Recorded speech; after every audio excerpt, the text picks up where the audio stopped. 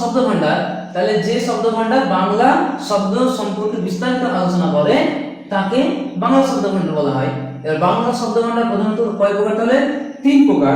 দেখো 3 প্রকার রয়েছে। মৌলিক শব্দ, আগন্তুক বা কৃতরিম শব্দ, মানে আগন্তুক মানে বহিরাগত, কৃতরিম মানে বাইরে থেকে কিনে আনা, মানে বাইরে থেকে নিয়ে আসা, তাহলে আগন্তুক বা কৃতরিম শব্দ। আর 3 নাম্বার নবগঠিত শব্দ। আগে আমরা এইগুলো সম্বন্ধে একটু আলোচনা করে নিই, তারপর তো বিস্তারিত আমরা এই 3টি আজকে আলোচনা করব আমরা, অর্থাৎ আমরা মৌলিক শব্দ নিয়ে আজকে আলোচনা করব। তো মৌলিক শব্দের 3 প্রকার, এটা এখন থাক, যেহেতু আমরা এটা আলোচনা করব। এইগুলো একটু বলে দিই। আগন্তুক বা কৃতরিম শব্দ আবার 2 প্রকার, দেশি শব্দ, বিদেশি শব্দ।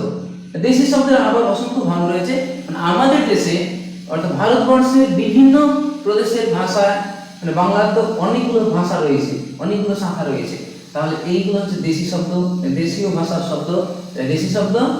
এবং বিদেশি শব্দ, বিদেশি শব্দ কোনগুলো? যে সমস্ত আরবি, ফার্সি, উর্দু, হিন্দি, হিন্দি বলবো না, হিন্দি তো আমাদের দেশেরই।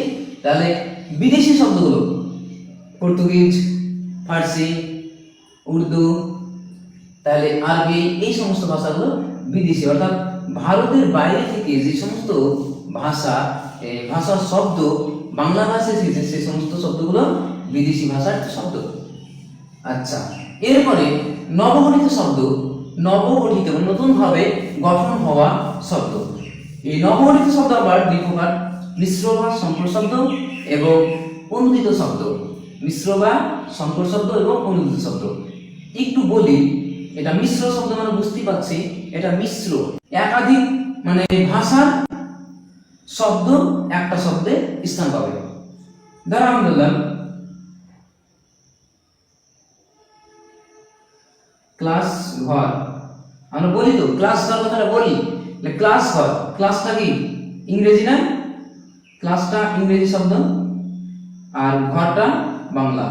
তাহলে যে বাংলা আর ইংরেজি মিলে যে শব্দটা পাওয়া গেল ক্লাস ঘর, সেটা কি হলো? মিশ্র বা সংকর শব্দ।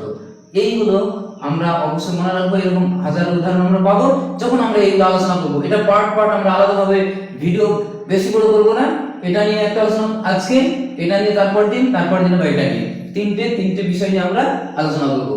আচ্ছা, তাহলে একটু বলে দিই অনুদিত শব্দ কোনগুলো? যে সমস্ত শব্দগুলো অন্য ভাষা থেকে একদম সরাসরি রূপান্তর হয়েছে, মানে ভাষান্তর হয়েছে, কনভার্ট হয়েছে, মানে ভাষান্তর যাবো বলবো, মানে এক ভাষা থেকে আরেক ভাষায় পরিবর্তন হয়েছে। যেমন ধর ক্লাস থেকে, ক্লাস মানে কি?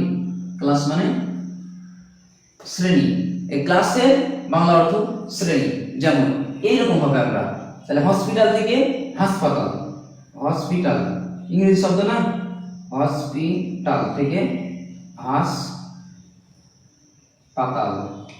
এই যে হসপিটাল থেকে হাসপাতাল। এইভাবে আর্ম চেয়ার, আর্ম চেয়ার থেকে আরাম কেদারা, তাহলে এইগুলো হবে অনুদিত শব্দ।